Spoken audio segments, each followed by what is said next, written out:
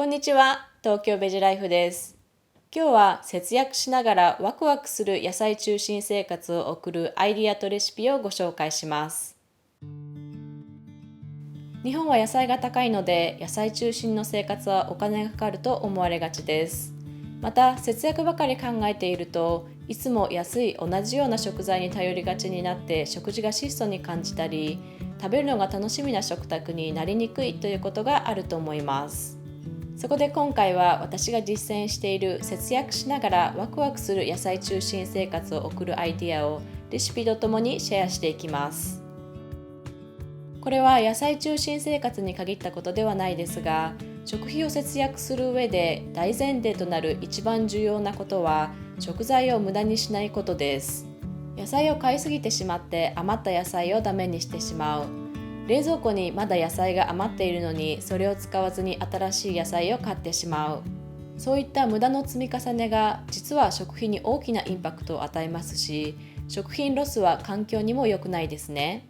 節約レシピというと安くてボリュームのある野菜、例えばもやしを使ったレシピが多いと思いますが、節約のために作っていると思うとなかなかワクワクする食事にならないと思います。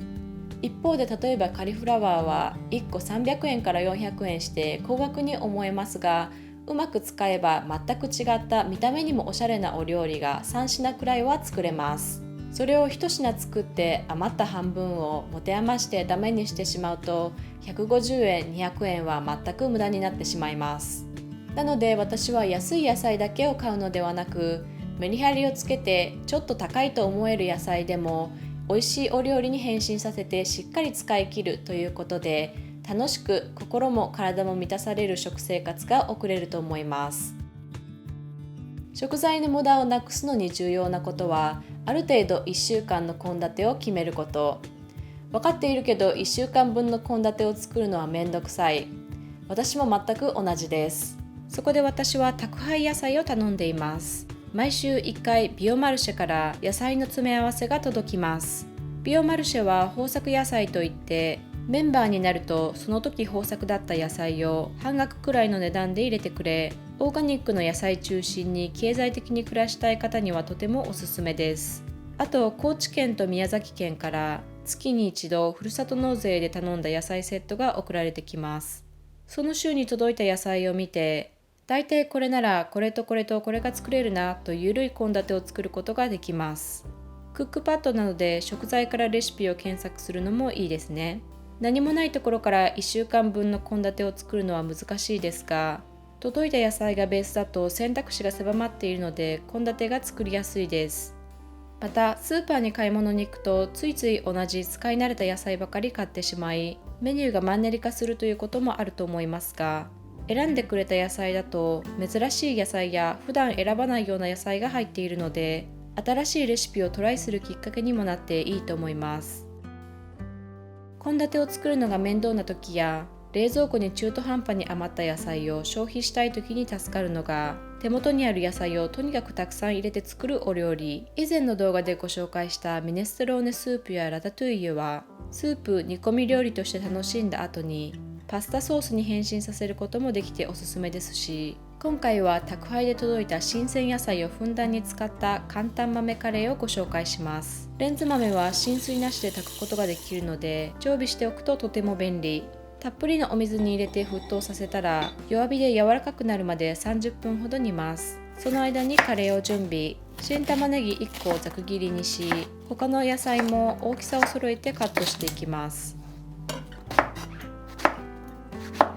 トマトは生がなければ缶を使っても構いません。ニンニク1かけと同量の生姜を深めのフライパンにすりおろし入れ、米油またはオリーブオイルを入れます。中火にかけいい香りがしてきたら、玉ねぎと塩少々を入れよく炒めます。玉ねぎがしんなりしたら人参を加え、油がなじんだらカレー粉大さじ1を入れよく炒め合わせます。トマトを加えてなじませたら、その他の野菜と塩麹小さじ2を入れ、お好みでターメリック少々を足します。より辛くしたい場合はガラムマサラを少し足してください。混ぜ合わせたら蓋をして弱火で10分ほど煮込み、最後にレンズ豆を足したら必要に応じて塩で味を調整して出来上がりです。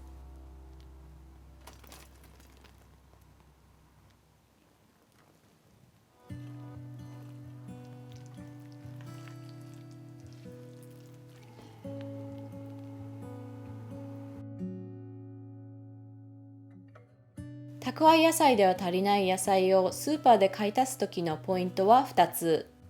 まず旬の野菜を積極的に選ぶこと。野菜は旬になると供給量が増して値段が下がりますし、栄養もアップしています。季節を感じる食卓は心も体も元気になります。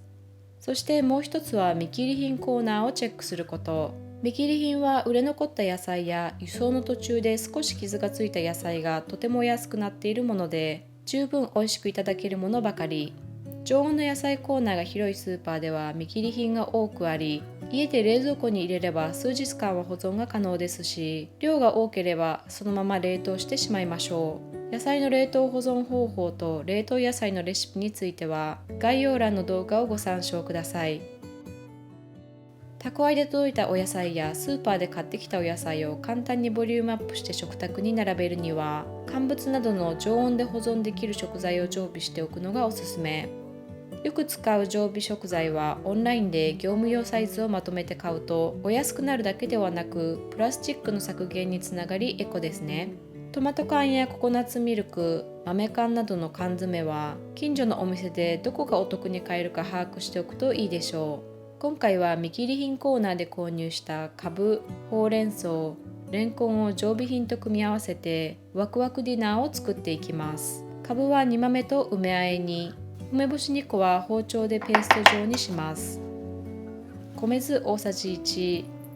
メープルシロップ少々、お醤油少々、オリーブオイル適量を加えて梅和えのソースを作ります。カブは少し残っていた茎はみじん切りに、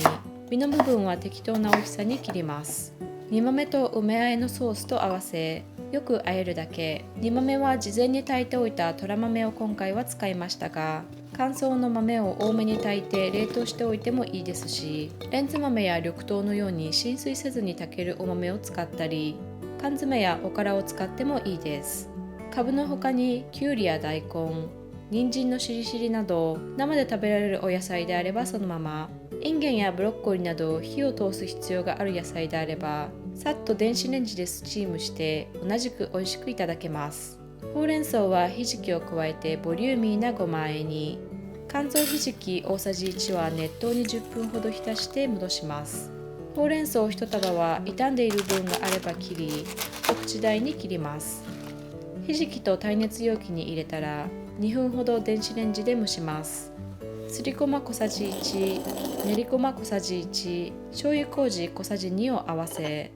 ほうれん草とひじきと和えます。ほうれん草の代わりに小松菜やピーマンなどでもいいですし、長芋や里芋などの根菜などその時にある野菜で作ってみてくださいね。レンコンは冷蔵庫にあったエリンギ、常備しているシードナッツ、冷凍してあったご飯と合わせて食べ応えのあるメインディッシュに仕上げます。かぼちゃの種、くるみは細かく刻みます。ミルサーやフードプロセッサーなどを使っても大丈夫です。エリンギを細かく切り、かぼちゃの種とくるみと合わせたら、ご飯軽くお茶碗1杯分、味噌大さじ1、醤油麹小さじ1を加え混ぜ合わせます。レンコンを 0.5 センチほどの幅に切り、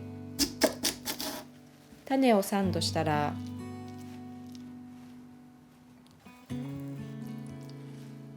片栗粉で薄くコーティングします。多めの油をフライパンに熱し、中火でレンコンサンドの片面をこんがりと焼きます。ひっくり返したら蓋をして弱火で10分ほど蒸し焼きにし出来上がりです。エリンギの代わりに椎茸やえのきでもいいですし、シード、ナッツはお家にあるものでどちらかだけでも美味しく仕上がります。あとはお味噌汁などの汁物とご飯を用意すれば、節約を意識せずに簡単ヘルシーで心と体が喜ぶワクワクディナーの完成です。いかがだったでしょうか。今日は節約しながらワクワクする野菜中心生活を送るアイディアとレシピをご紹介しました。野菜は高くて野菜中心生活は大変と思われがちですが、無駄をなくしてそれぞれの野菜をしっかり使い切ってあげることで、食費を抑えながら心も体も満たされる食生活が送れると思いますので、ぜひトライしていただければと思います。それでは See you next time!